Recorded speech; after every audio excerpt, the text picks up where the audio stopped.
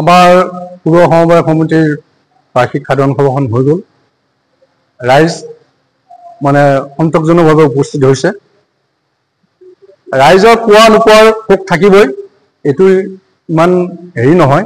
তথাপিতো সভাখন সুকলমে চলাই নিয়াত ৰাইজে আমাক সহযোগিতা কৰিছে, উন্নতমে সহযোগিতা কৰিছে।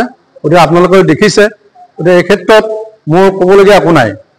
এতিয়া কথা হৈছে, আমি যিহেতু ৰাইজৰ কাম কৰিছোঁ, ৰাইজৰ দুই এষাৰ শুনিবই লাগিব।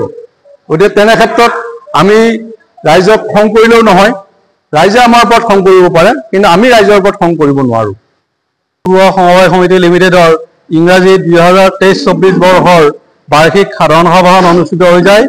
ইয়াত সভাপতিত্ব কৰে আমাৰ সমিতিৰ সভাপতি মাননীয় মইনুল হক চাহাবে, আৰু ইয়াত পৰ্যবেক্ষক হিচাপে উপস্থিত থাকে আমাৰ মঙলদৈ মহকুমাৰ সমবায়সমূহৰ উপপঞ্জীয়কৰ কাৰ্যালয়ৰ জ্যেষ্ঠ পৰিদৰ্শক তথা হিচাপ পৰীক্ষক মাননীয় শ্ৰী দুলাল বৰজাং, আৰু হিচাপ পৰীক্ষকদ্বয় থাকে আভ্যন্তৰীণ হিচাপ পৰীক্ষকদ্বয় আব্দুল লতিফ আৰু মুকুট চৌধুৰীয়ে 2023-24 বৰ্ষৰ আভ্যন্তৰীণ হিচাপটো পাঠ কৰি শুনাই আৰু সভাত গৃহীত হয়।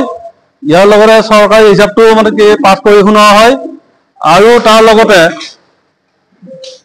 আগন্তুক বৰ্ষত আমি সাৰৰ ব্যৱসায় কৰাৰ কাৰণে নতুনকৈ লাইচেঞ্চ পোৱাৰ বিষয়ে ৰাইজক অৱগত কৰাত ৰাইজে সন্তোষ প্ৰকাশ কৰে, আৰু কৃষক ৰাইজৰ মাজত আমি অতি শীঘ্ৰে উক্ত সাৰ বীজ যোগান ধৰিব পাৰিম বুলি আমি আশাবাদী।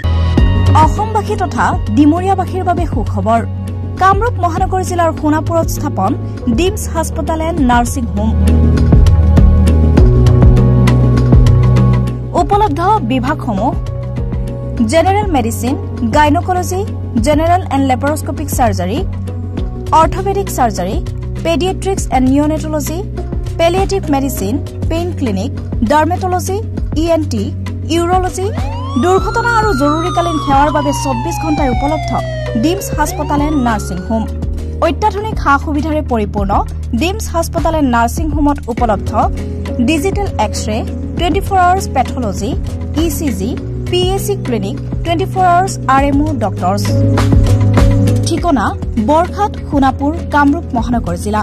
যোগাযোগৰ নম্বৰ 8009040080।